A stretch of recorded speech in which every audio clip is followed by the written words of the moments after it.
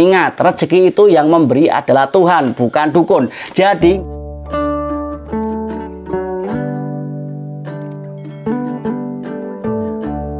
halo sobat, jumpa lagi saya di sini. Assalamualaikum warahmatullahi wabarakatuh. Halo, apa kabar semuanya? Semoga diberikan kesehatan dan juga kelancaran dalam usaha. Semoga usahanya semakin sukses. Amin. Begini nih, apa yang Anda pikirkan saat toko Anda ini sepi pembeli? Dan apa pula yang ada di pikiran Anda saat melihat toko sebelah itu ramai pembeli? Saat melihat toko tetangga itu selalu laris?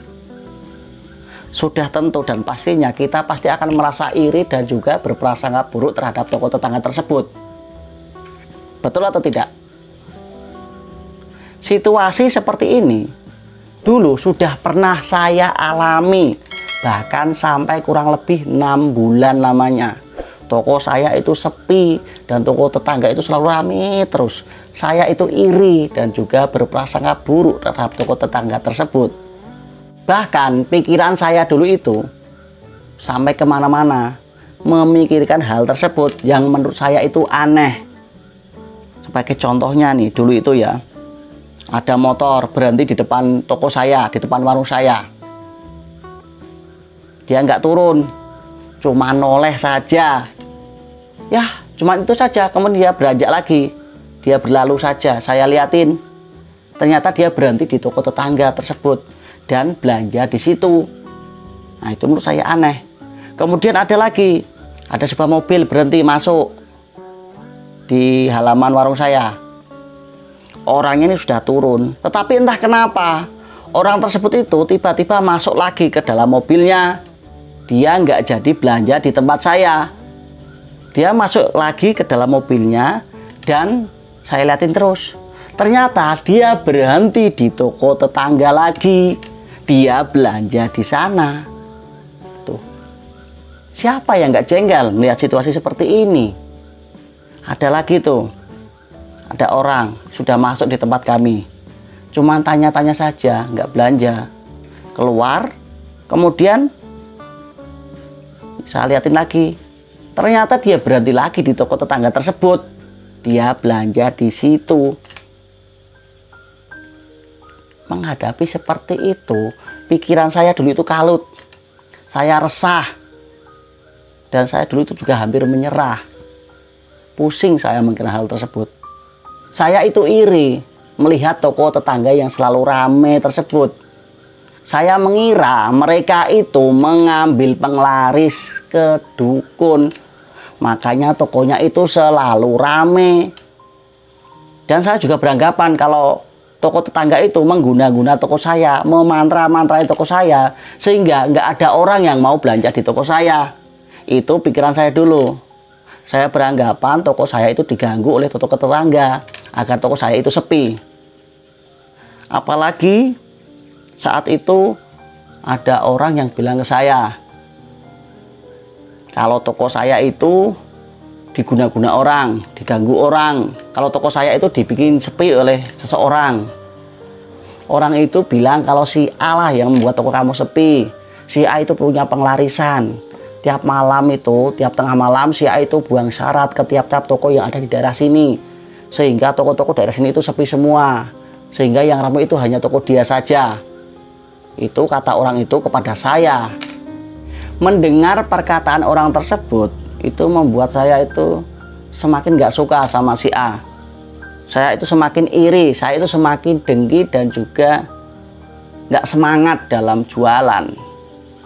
Sempat juga terpikir kalau saya itu ingin mencari penglarisan ke dukun. Saya sempat bertanya-tanya kepada orang di mana tempat dukun untuk nyari penglarisan. Tetapi dalam hati kecil saya ini nggak mengizinkan saya untuk ke dukun. Saya itu takut dan nggak berani untuk pergi ke dukun. Entah kenapa saya nggak berani. Akhirnya yaitu saya hanya pasrah. Tiap hari itu hanya gelisah, nggak semangat dalam berjualan. Saya itu semakin iri melihat tetangga itu sukses dan rame. Di tengah kebimbangan tersebut, muncul keraguan di hati saya antara memilih meneruskan usaha warung Ataukah saya harus pilih usaha yang lainnya?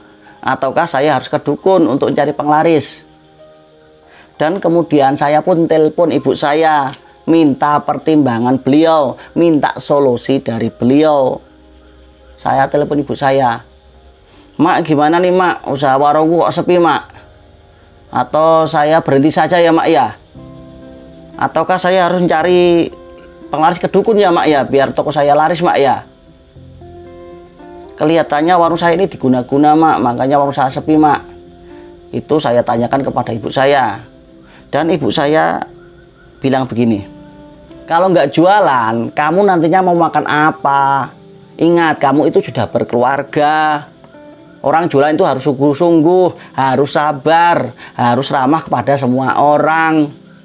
Nggak usah terlalu ngurusin warung orang, itu bisa bikin kamu sakit hati. Urusin aja warungmu sendiri itu, ada yang kurang nggak? Jangan lupa untuk ibadah, mohon kepada Gusti Allah agar usaha kamu itu laris. Ngajilah tiap malam, jangan lupa untuk sedekah. Janganlah pergi ke dukun, nggak baik itu. Rezeki itu sudah ada yang ngatur, Le. Kamu jangan khawatir. Syukuri aja rezeki yang kamu terima.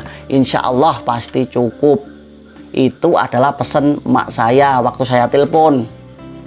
Kemudian pesan emak itu benar-benar saya renungkan dan perlahan saya laksanakan. Saya sudah tidak mau mengurusi warung tetangga. Saya sudah tidak memperhatikan lah urusan warung tetangga. Saya lebih fokus untuk ngurusin warung saya sendiri. Apa yang kurang saya lengkapi. Saya benahi warung saya. Saya lebih ramah kepada masyarakat. Dan syukur alhamdulillah, perlahan-lahan warung saya semakin berkembang. Hati pun tenang, sudah nggak ada yang namanya perasaan iri, itu sudah memudar. Prasangka buruk itu sudah saya memudar. Saya lebih bersyukur apa yang saya dapatkan. Rezeki yang saya dapatkan itu saya syukuri. Alhamdulillah, usaha pun diberikan kelancaran oleh Tuhan. Dan saya pun tidak mau yang namanya nyari penglaris ke dukun. Saya nggak mau yang berurusan dengan dukun. Saya lebih baik berdoa kepada Tuhan, diberikan kelancaran dalam usaha. Alhamdulillah, usaha pun saya semakin berkembang.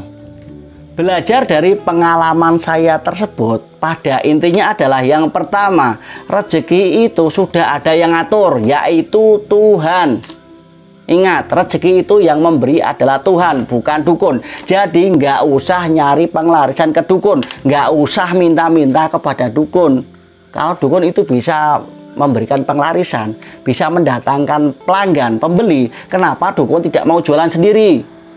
Kenapa dukun tersebut tidak mau membuka usaha jualan kalau dia bisa mendatangkan pembeli? Coba pikirkan, betul nggak? Kenapa dukun tidak mau jualan? Oke, yang kedua, jika kita minta penglarisan kepada dukun, itu sama aja kita nggak percaya atas rezeki yang diberikan Tuhan kepada kita. Jadi kita itu nggak punya rasa syukur atas rezeki yang diberikan Tuhan kepada kita. Cobalah untuk mensyukuri rezeki yang diberikan Tuhan kepada kita. Baik itu besar ataupun kecil, kita harus mensyukurinya. Maka insya Allah pasti akan ditambah rezeki itu lebih banyak lagi kepada kita. Kemudian yang ketiga, percaya kepada penglarisan dari dukun itu dilarang oleh agama. Jadi jauhilah perbuatan itu. Jangan mencari penglarisan kepada dukun. Dilarang agama. Kemudian yang keempat, jangan terlalu ngurusin warung tetangga. Nggak usah berburuk sangka. Nggak usah iri atas keberhasilan usaha dari orang lain. Hal itu akan membuat Anda gelisah, membuat hati Anda nggak tenang dan juga bisa menimbulkan fitnah. Kemudian yang kelima, orang usaha itu harus bersungguh-sungguh, harus bersabar, perbanyak ibadah dan juga berdoa kepada Tuhan agar diberikan kelancaran dalam usaha Anda. Carilah rezeki dengan cara yang halal agar hasilnya itu berkah untuk keluarga Anda. Nggak usah nyari jalan pintas, nggak usah pergi ke dukun untuk nyari penglarisan. Ikuti saja prosesnya, maka suatu saat nanti Anda akan ketemu jalan rezekinya. Semoga bermanfaat. Salam.